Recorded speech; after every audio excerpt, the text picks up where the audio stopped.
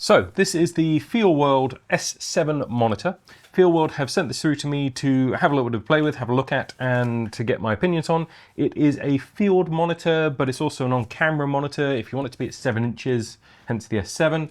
And this is just going to be like a really quick video, my first impressions of it, unboxing it.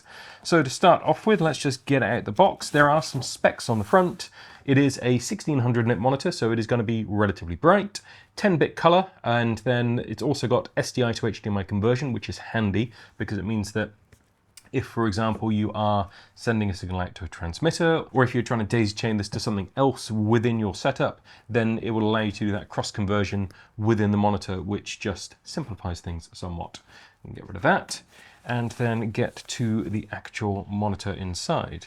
The unboxing experience is quite nice. I mean, it's a pretty solid box. It's got that nice foil type, so it feels kind of classy, which is always appreciated. And then we have the monitor itself. There's a lot of other stuff in the box, but I'm going to put that to the side for now and just focus on the monitor.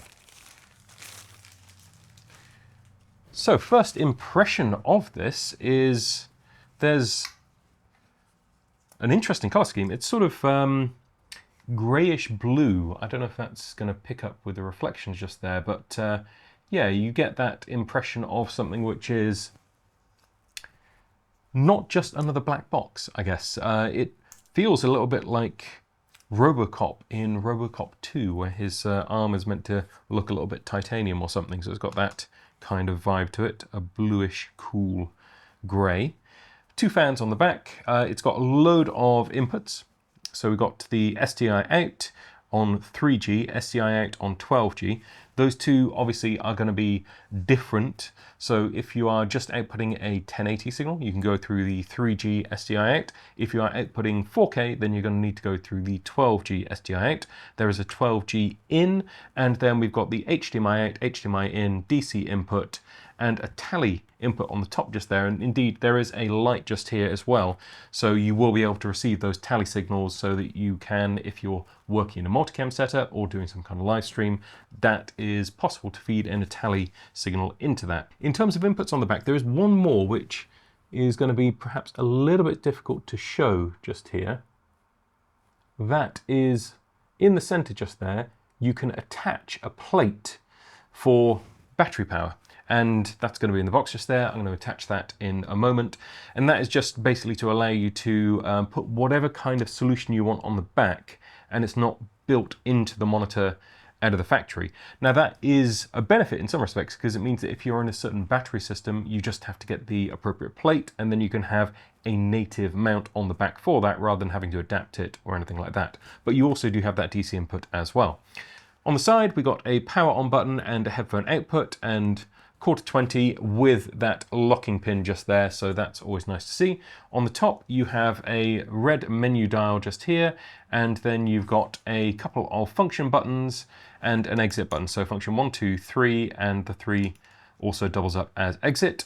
On the other side we have the SD card input, which I imagine you're going to be able to load LUTs, maybe take screenshots from the monitor, and then also any firmware updates potentially as well. And there's another quarter 20 with the locking pins, and on the bottom quarter 20 with the slots for locking as well. It is relatively heavy. I mean, it's not like super heavy, but it does have some heft to it, but it feels really solid. The metal wraps all the way around the entire thing, and it does feel like it could take a hit or two without falling to bits. The metal even protrudes out on the front, so it isn't just glass on the front. It does have that lip over the top and the bezel around the side to help protect the monitor, and it comes with that little plastic on there, which does actually say you can leave this on if you want, if you're crazy and you like to keep your equipment in good order, but it's already peeling up a bit, so that would stress me out. That is the monitor. Let's have a look at what else we are getting in this box. A little quick start guide, which I'm not going to read. And then the battery plate is the first thing just there. So the one that I have got is for NPF batteries. Comes with the screws that you need, the plate that you need, and also a little connector cable. Put that on in a moment. The screws are actually toolless as well, which is a nice touch. If you want to be able to quickly take it on or off, then you'll be able to do that. We get an HDMI cable, which is cool. And then we also get an HDMI I can never remember. That is a mini HDMI to full-size HDMI as well. So you get 2 HDMI cables in this box. Very nice. And then finally, there is just a little adapter just here, which is going to allow you to put the monitor onto a cold shoe, hot shoe mount on top of your camera, and then be able to pivot it backwards and forwards. And that also does have a 1/4-20 on the bottom. So if you wanted to mount it to something that wasn't a hot shoe, cold shoe arrangement, then you can do that as well. Nice, that's included. And it has a couple of little features that I think make it a little bit more practical. Like, I don't know if you will see that in the packet. There are little holes in there which allow you to get an Allen key in there and turn it to really cinch down. Obviously you don't want to cinch down too hard, but hard enough to make sure that the monitor isn't going to spin. Because actually there are no locking pins on that, which perhaps given the fact that there are slots for them, they should have included. But it is rubberized, so I think you should be okay. Get rid of that, and we will just do a very, very quick putting on of this. So my first impression, I think, of the whole thing is that it's actually feeling very well built. I do have another FeelWorld monitor, which is a very old one, and it was definitely the cheap monitor. It was the cost-effective solution at the time, and that it still works. I've had it a long time now, but it does feel cheap and plasticky. This is completely different experience. This is more similar to small HD monitors that I have had in the past. You know, it has that level of fit and finish about it. And in fact, compared to some of the ones that I had in the past, this has far more features on it as well, which is really, really nice to see. So simple, just push those cables in, and then we just got to line everything up, and then we should be able to just screw it down really quickly, really easily. Yep, they just line up. So let's get these out. 2 just 1/4-20s with those little kind of loops that you get just there.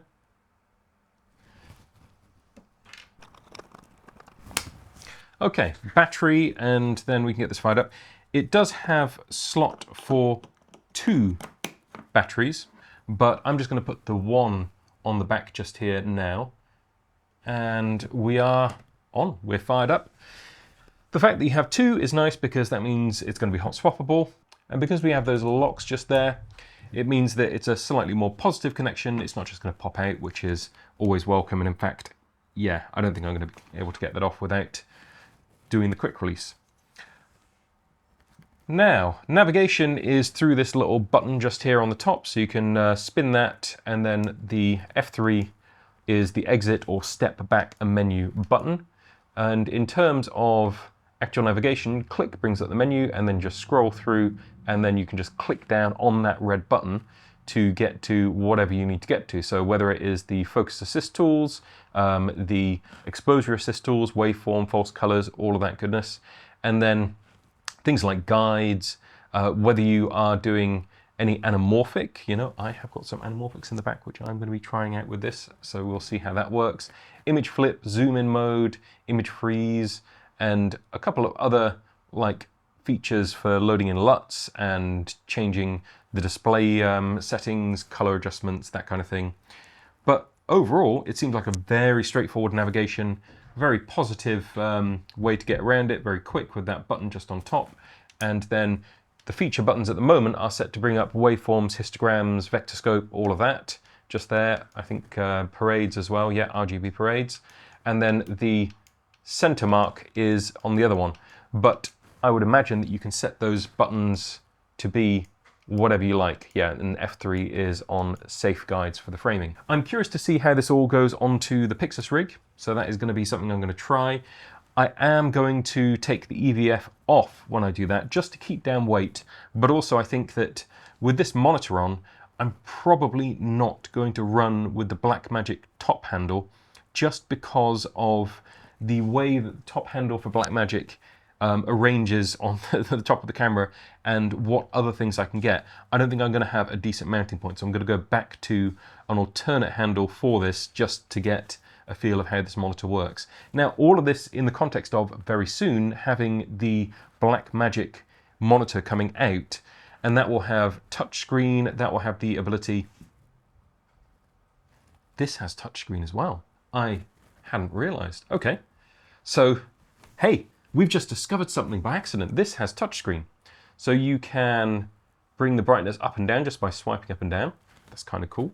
And side to side is side to side. I caught it going up and down. Volume. Side to side is volume. Okay, and is there anything else?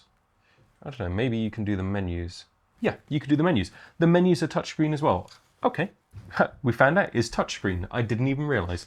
The Blackmagic monitor will have control for the camera, so that is going to be the point of difference, and that's why I think a lot of people with the Pyxis are going to naturally gravitate over to that. But that still doesn't mean that this isn't a useful monitor to have, because it makes a really nice director's monitor. So pairing it up with the Axoon CineView Master receiver just here, I can attach these two together, and then we can have this as a neat little handheld or mounted onto a stand arrangement for director's monitor, focus puller, all that kind of stuff. And it's got all the tools built in as well. So I can see life for this even at the point where on the Pyxis, I'm getting into the Blackmagic ecosystem for that just because it will make sense for camera control. But this will be a bigger monitor than the Blackmagic, so maybe certain situations you just want that bigger monitor on there. We will see. I will keep you posted. I'll let you know my full review when I have that coming out. And in the meantime, yeah, stay tuned for more content around the Pyxis, around general shoots that I'm doing, and also reviews.